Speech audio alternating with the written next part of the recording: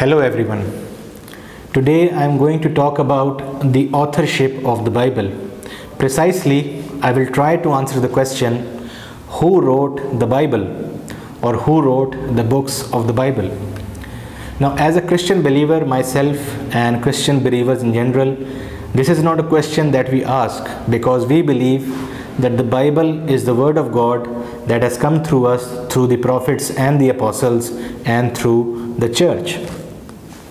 And we don't place much emphasis on the human authors, those who wrote the scripture and those who brought this into text. We focus on the God who inspired and revealed this message, and we focus on the message itself.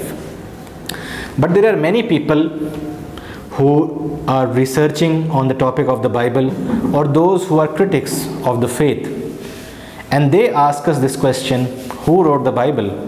And if we don't know who wrote the Bible, how do we know it is from God? And then how can we trust the message of this book? For example, they ask us that if Moses wrote the Torah or the first 5 books of the Bible, how come it describes the death of Moses in Deuteronomy chapter 34 verse number 5? Or they ask, if Samuel wrote the historical books of the Bible, especially 1st and 2nd Samuel, why does it talk about Samuel's death in 1 Samuel chapter 25 verse number 1?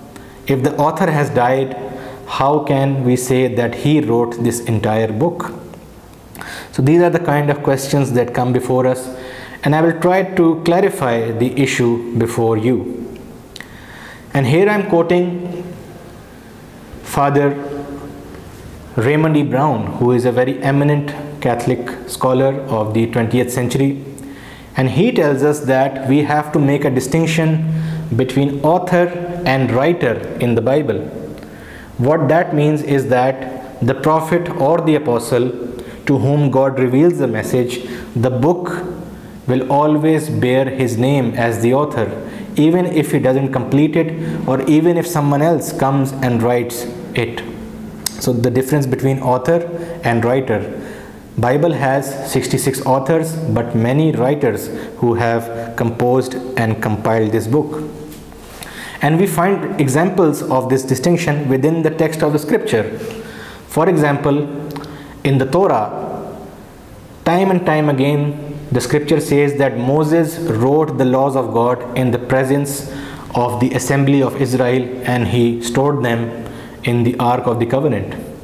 But then later on, it also tells us that Joshua did the same thing, and he also wrote down the laws of God given to Moses, and he also placed them in the Ark of the Covenant in front of the elders and the community of Israel. So as you can see, the law of Moses, the book of Moses, also completed by Joshua. Also in the book of Isaiah chapter 8 verse 1, God commands the prophet Isaiah, take a stone or take a tablet and write what I am telling you. But we also read that the disciples of Isaiah later compiled his message into the form of scrolls and books. And likewise, in the New Testament we read, for example, in 1 Corinthians chapter 15 verse 21, Paul says that I write this letter with my own hands. But other epistles he also takes the name of co-authors, for example, Timothy or Silvanus. So we have that distinction within the Bible itself. And now I will quote a verse, or rather 2 verses, which will completely clarify our understanding of this phenomena. And here I am quoting Psalm 72, which is a very famous messianic psalm sung in churches in Pakistan as well.